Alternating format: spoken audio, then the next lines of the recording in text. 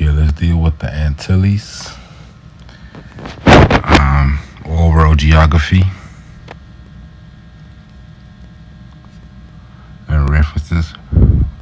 Reference points to go check up on and read up on. We're gonna go through these notes.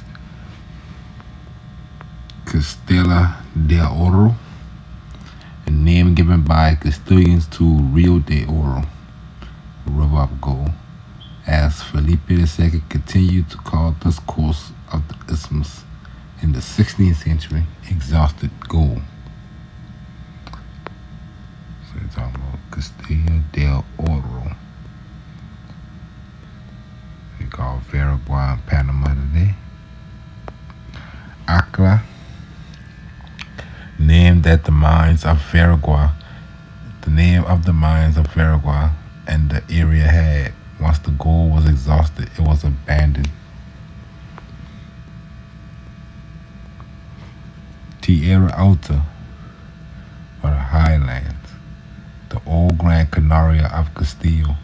It covered the new kingdom of Granada and the continental islands of Castile. Tierra Firme Islands. Gotta remember, all these is known as islands, even down here.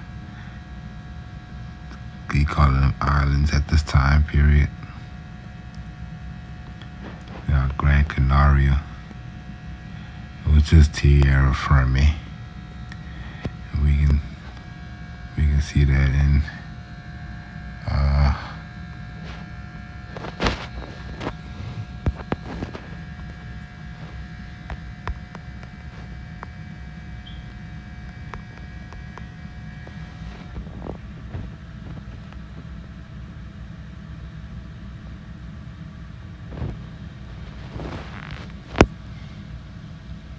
Reino do Tierra Firme.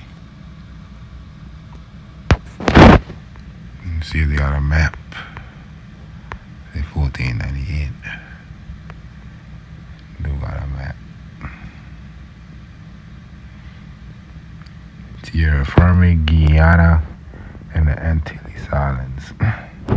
You see Tierra Firme over the whole continental, like she say.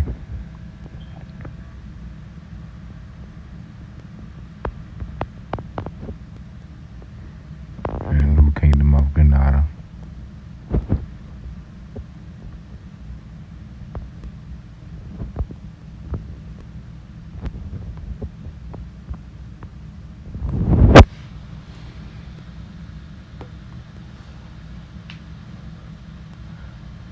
Mar Paqueno, the small sea, name of the Caribbean, even in the 17th century. You can search books for Mar Paqueno. You can change the language to a different European language, Latins, the French, the Italian, Mar Paqueno. Santiago de Leon, or name of Caracas. It could have been Santiago de Cabo Verde, although it seemed more logical that it was in Paria.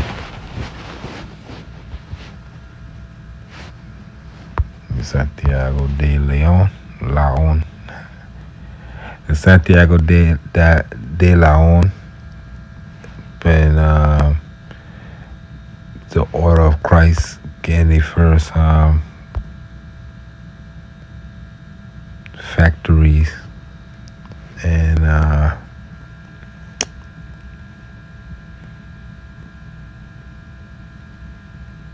some use terms like Arabia, but the term they use in the document that I got is Keura, the Knights of Christ in Keura.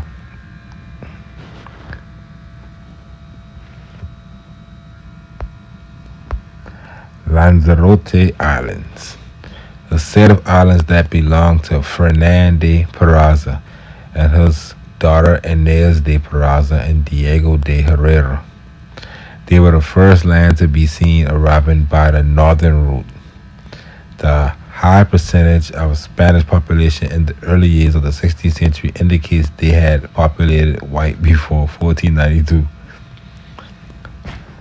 The residents of Gran Canaria, by placing in Barbary the war of Pedro de Vera, conqueror of Gran Canaria in 1480, indicate that the Gran Canaria of the Peraza was Cuba. San Bartolome, port of the small sea, resident of the factory of Inés de Peraza, was in Lanzarote. In the waters of Lanzarote, caravel was sunk, which brought materials to the work of the Tower of Santa Cruz in 1496. We got 1480, pre-1492, Spanish in the islands.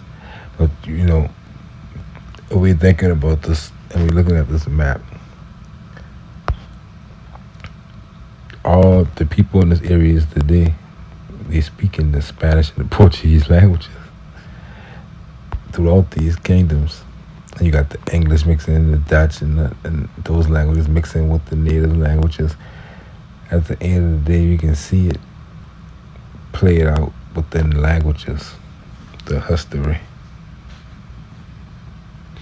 You see San Bartolome, port of Mar Paqueno, and from the north you got the Lanzarote Islands, all that known as Lanzarote, and all this known as the Barbary. And that, you see the islands of San Antonio right there. You got that playing out in that story between the Canary Islands and the holders of it, the Perazas and Herreros. And you got the Pedro de Vera, conqueror of the Gran Canaria in 1480, and his war in Barbary. All that leading up to Columbus to come rename everything for Castillo.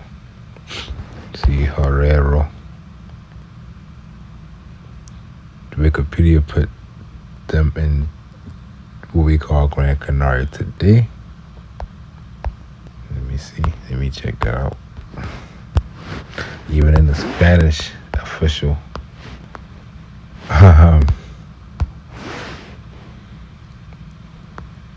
Wikipedia, they'll lie to you.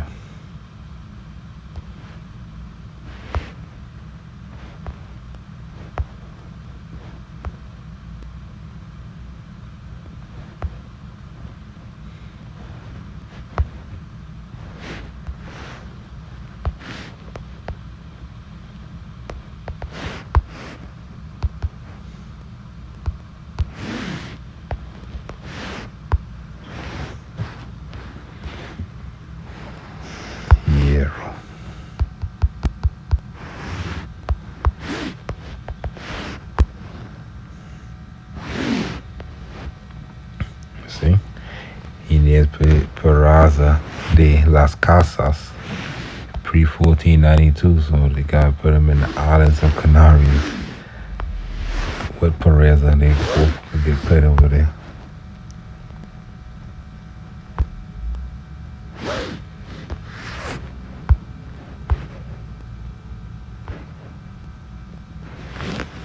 See? Reconstructed. And you got Pereza right there. Same thing. Gets shipped overseas. See the Palma, Gran Canaria, and Tenerife. But let me show you about the factory.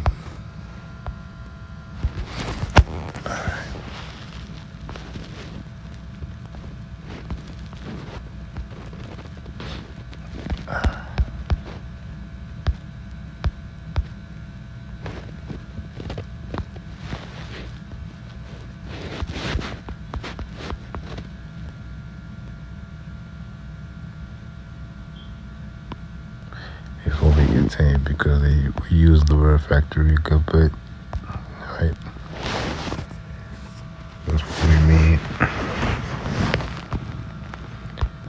facere, to do, and a Victoria. And which let's go to the Victoria, because Portuguese use the term most in history books.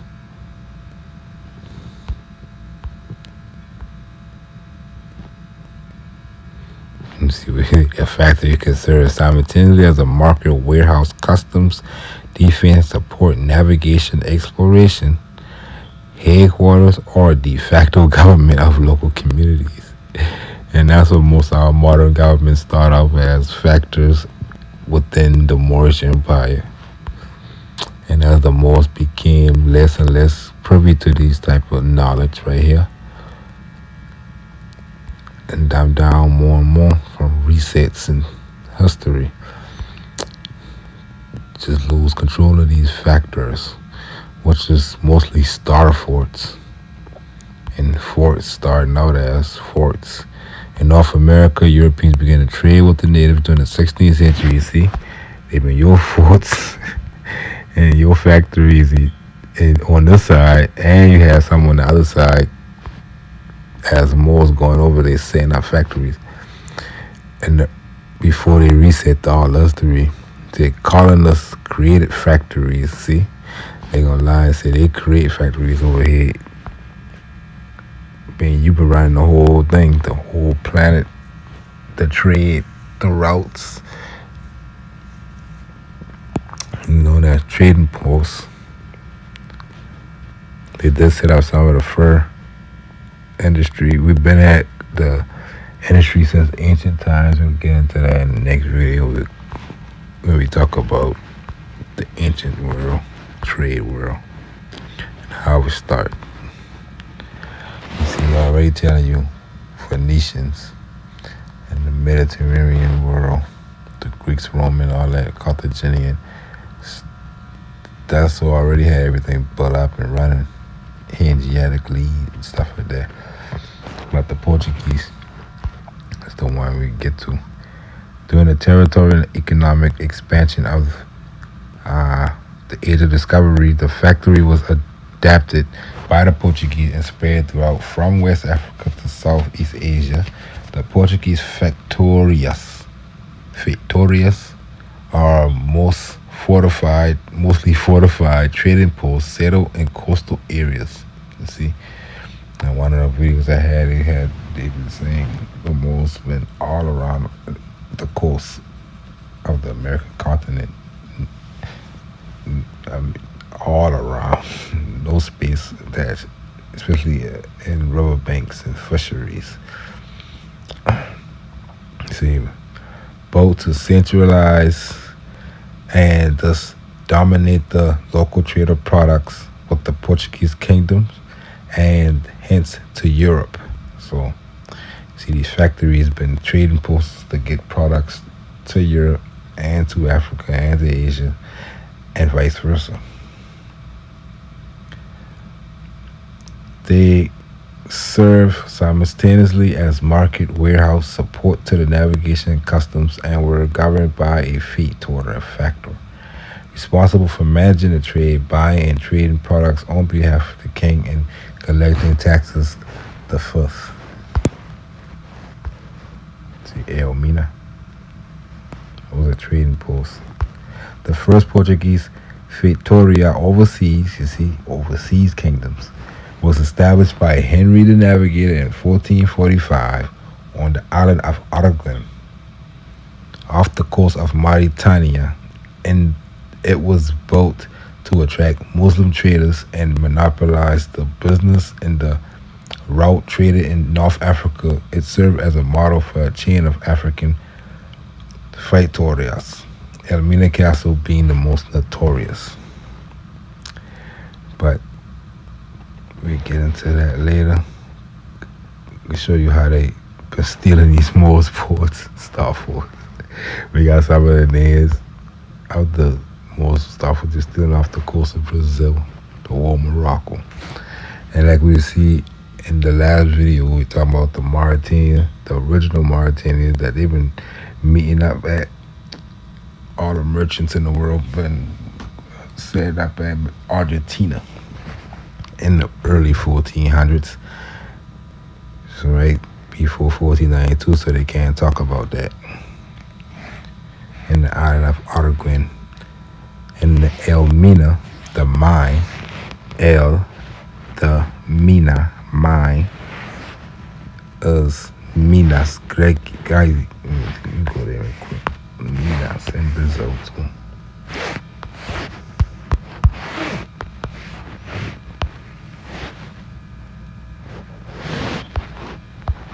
You see the Mauritania been right down here, and Minas been right there.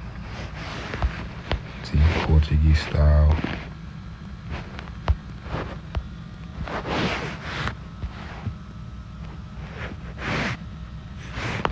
Let's continue.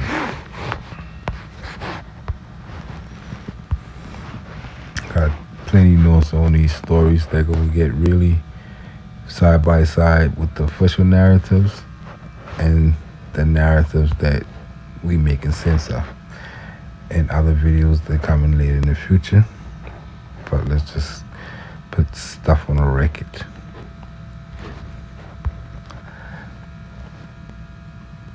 The funny or Margellante Island, Fernandez de Oviedo places it where it is. The place name must have covered more territory at the time it belonged to Juan II of Portugal. You see, Juan II ain't supposed to. Let me see what they say about him. Let's go to the English.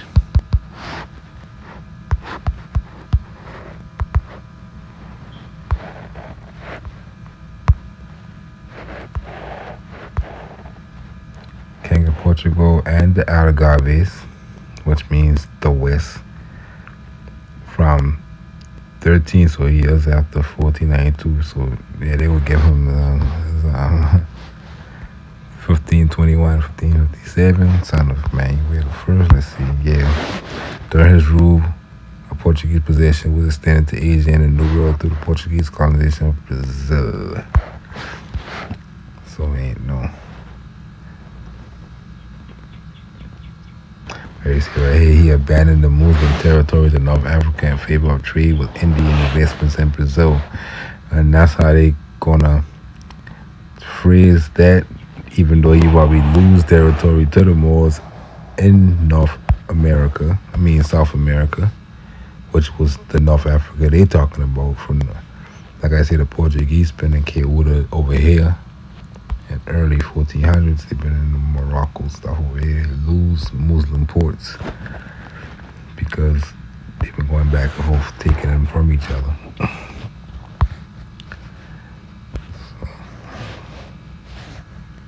So we said Margarita.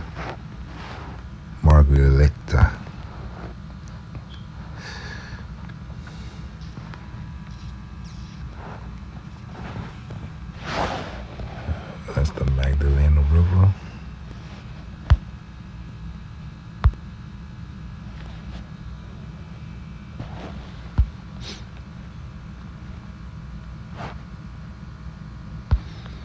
I guess we'll finally, let's not make this video too long. Yeah, we got the Margarita right there. The islands of the pearls.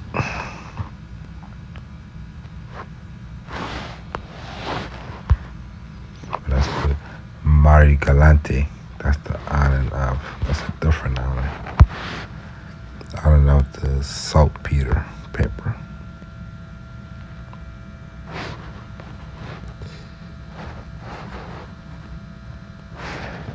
Might be Matalino. Fogo.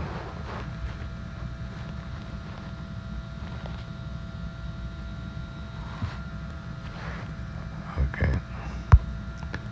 Fuerteventura, set of one word Antilles, north of Santa Lucia, identified in 1600 by the Duke of Medina Sidonia as a Canarian island. Without a misunderstanding, it produced Moroques and Orquila. So you got the one words. Santa Lucia era Fuerteventura, the state of islands. And yeah, the Duke of Medina Sidonia called it a Canary Island, but he knew exactly what talking about, not the Canary of our day. So Martilino or Martinique, so we know that's Martinique today. They used to call Fogo, which is in North Africa, missing. Not North Africa, in the islands, so West Africa, let me check.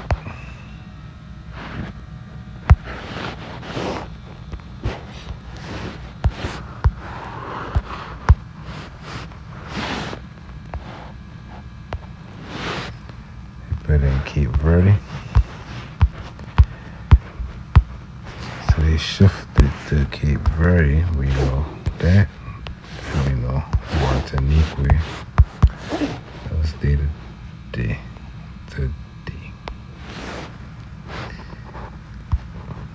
Okay.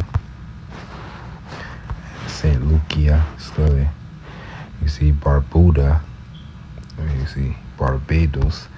Is what that whole set is Barbaria to the Castilians, because it was ran by Islam.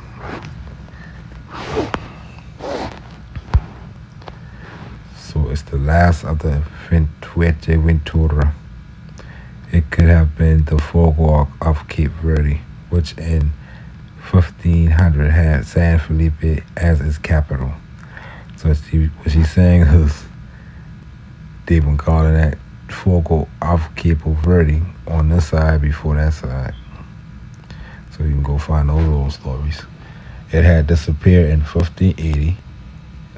It disappeared off maps. It produced cotton. Its volcano, Pelada Mountain, was probably the chariot of the gods of Hanno in Hanno's story, and the hail or pheromone of the expeditionaries of 1393. So that's 100 years before Columbus. It belonged to the Cape Verde Islands, integrating it the Spaniards of Fuerteventura.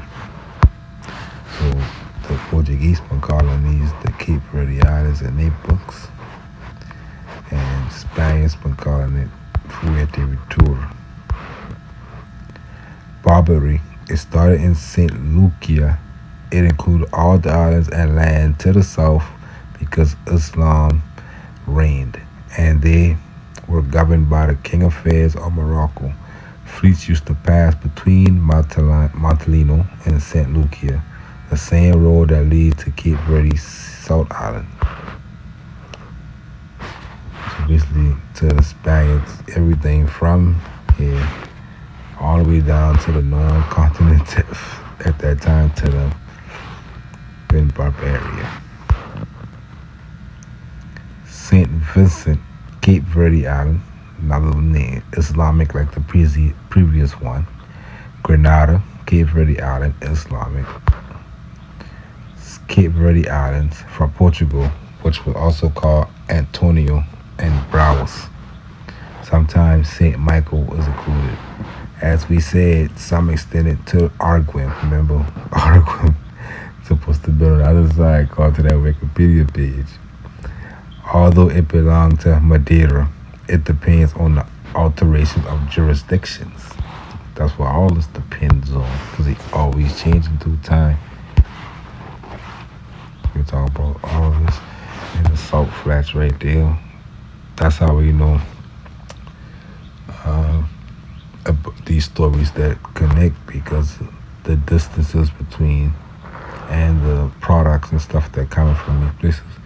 You see Mina again, the mine. And Autogram should be up here somewhere near for the Portuguese. And Moors like to name stuff Cabo Verde. She said Moors would name stuff Cape Green, Cabo Verde. So you see that over the entire continent, North America, South America. You know what it is. The Witness, that's the name of an island, inlet or cliff, which usefulness is indicative, passing between them and the Blanca. You can take any direction.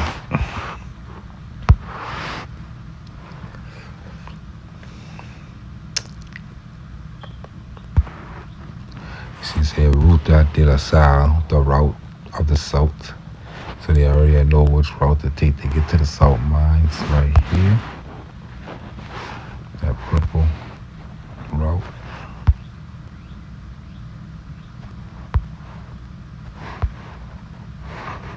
Santa Cruz.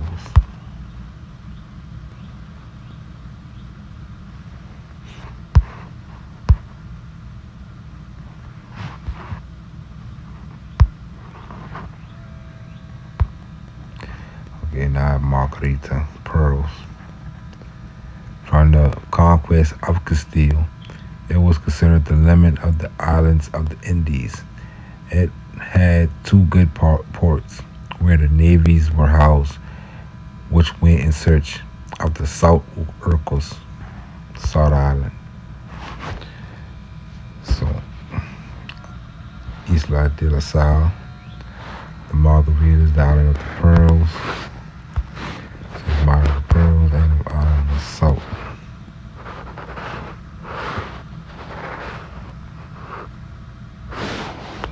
And the margaritas still today.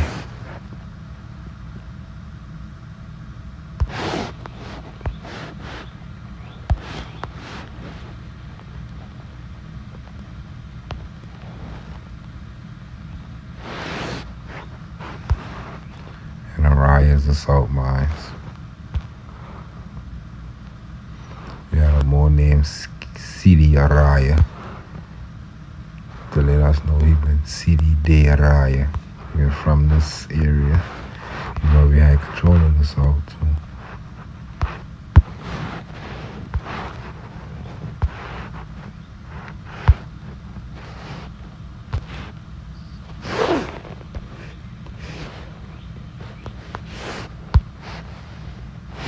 Salinas de Araya now. Salinas de Araya.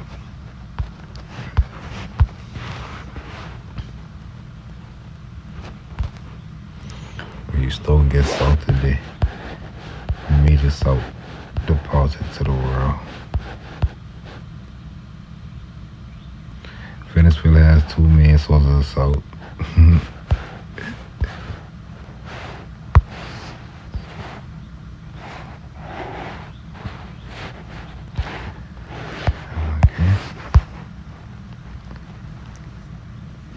Cape Verde Island, it was called Mayo. Oh, that's Mayo too. You know, you can take the vowels and switch around. And Boavista, Caramosta is awarded the discovery. Cabo Tres Puntas, not wanting the ships to be lost, Alonso de Guzman in 1607 pointed the way to the south of Araya, warned that it had 5 points located between Araya and Paria Peninsula. It served as an indicator for sailors, referring to the navy that in 1478 went to the gold mine in Ethiopia. So you see,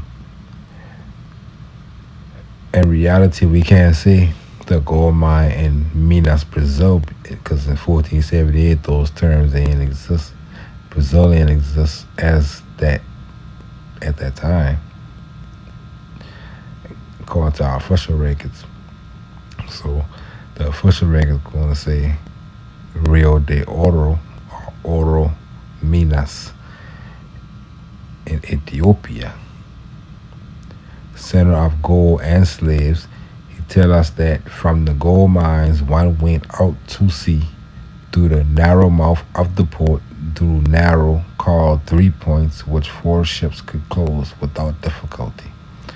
And again, she explained all that so if you want to go to what Wikipedia tell you, this 1478 Navy been at, and see if that match up for a narrow mouth of a port with 3 points where 4 ships could close out. If you can find that in the deserts or wherever they gonna put you at. Good luck. Santiago de Cabo Verde. It appears on few maps. Portuguese customs in 1580. A custom house. It replaced Sierra Leone, which been the custom house in that area before Portugal. The Order of Christ had been, well, they got the Templars. The Templars called Sierra Leone. Being one of the Spaniards, Drake landed in 1582, rich in gold, slaves, and nudilos. Don't know what that is. Its name is Brava and Yami.